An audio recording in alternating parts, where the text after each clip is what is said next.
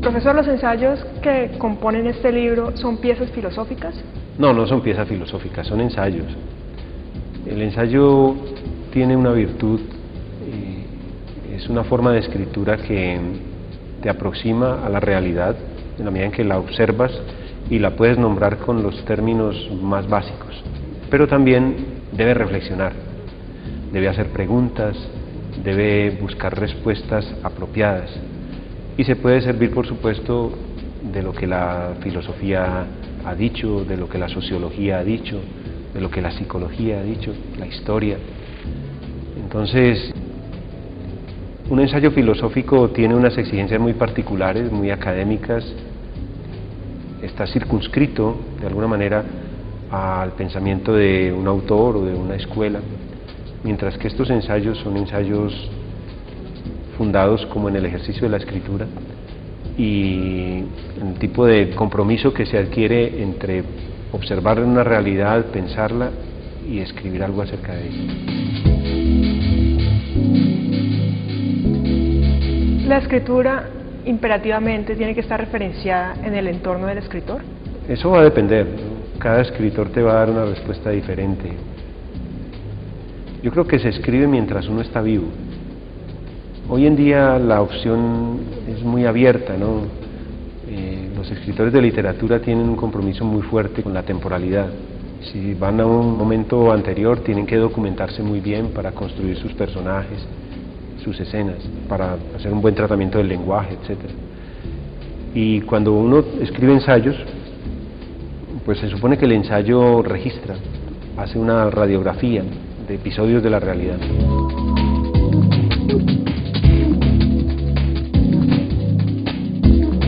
¿Por qué ese interés por la violencia? Bueno, yo creo que en Colombia es muy relevante la violencia como contenido cultural, social, político, psicológico, no porque seamos violentos y porque digamos que ese es el estado de las cosas, sino porque la violencia forma, en la mayoría de los casos, un contenido, un tipo de contenido para la evaluación de los tiempos que se viven, ¿no? Otras sociedades están ya un poco al margen del asedio de la violencia y vivirán de otra manera, ¿no? Pero en nuestra sociedad, en donde uno, si sacara el porcentaje, es muy bajo el número de personas que son violentas y que hacen actos violentos, y el resto quieren vivir una vida normal, una vida en función de los ideales, de los aprendizajes, pero está presente la violencia, ¿no? Y cuando la violencia está allí, el papel de todos es no perderla de vista, observarla, reflexionarla, entenderla y, por supuesto, promover acciones para superarla. ¿La violencia hace parte de la condición humana? Uno de los ensayos se titula Elogio de la cólera. Y allí se recrea esa escena tan magnífica que esculpió Miguel Ángel cuando Moisés, que ha regresado del monte con las tablas de la ley, encuentra a su pueblo idolatrando a un becerro. Entonces Moisés, según lo cuentan, se vuelve airado, colérico y arroja las tablas contra su pueblo. Ese, podríamos decir, es un acto de violencia. Sin embargo, Miguel Ángel representa a Moisés en el momento de la contención, como si estuviera impulsado a levantarse, y allí empieza mi reflexión. Todos sabemos que hay estados de transformación de la personalidad, que podemos estar más deprimidos o más exaltados, que podemos reaccionar de manera más dócil o más indócil.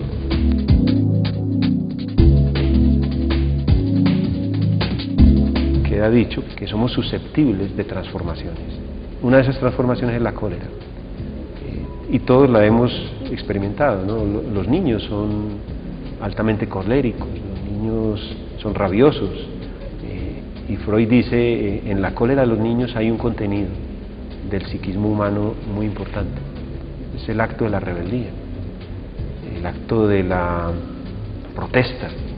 Muy probablemente nuestro aprendizaje como seres civilizados, seres armonizados en una convivencia, atenúa esas fuerzas de expresión colérica, rabiosa, y supuestamente en esas fuerzas estaría un poco el contenido de violencia con el que nos expresaríamos y que en un momento determinado podría hacer de nosotros alguien que ataca, lastima, daña lo material o lo físico de otra persona. Yo no hablaría de la condición humana, yo hablaría más bien del ser mismo que necesita expresión, y en las situaciones en las que se encuentre, esa expresión se va a matizar de una manera o de otra. Profesor, desde su libro, ¿cómo se concibe la idea del perdón? Primero que todo habría que distinguir quién está pensando en el perdón. Si tú estás en una situación de víctima, que has sufrido los abusos de la violencia, las calamidades de la pérdida, tu situación en relación con la necesidad de pensar el perdón es muy particular.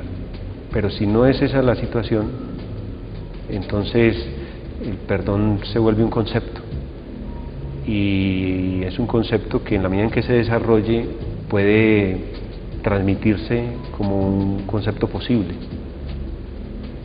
La manera como lo he pensado yo ha surgido de esa experiencia de un maestro carpintero que tiene que recibir un aprendiz, y yo creo que allí se localiza alegóricamente la posibilidad de pensar el perdón y de alcanzar el perdón. Hay acciones humanas, hay oficios humanos que solo se pueden hacer entre dos. El de carpintero es uno de ellos. Para cada acción allí hay que equilibrar fuerzas. Entonces, un maestro carpintero no puede hacer su oficio sin un aprendiz. Y si a ese aprendiz hay que perdonarlo porque haya hecho algo, se va imponiendo la necesidad de definir un modo de vida, un modo de comunicación, un devenir de la convivencia, se va imponiendo y el perdón se va construyendo. La sociedad tendría que identificar ese tipo de acciones en donde se involucren los actores del perdón, no necesariamente para hacer cosas conjuntas, pero sí para que puedan generar el espacio de reflexión necesario para el perdón.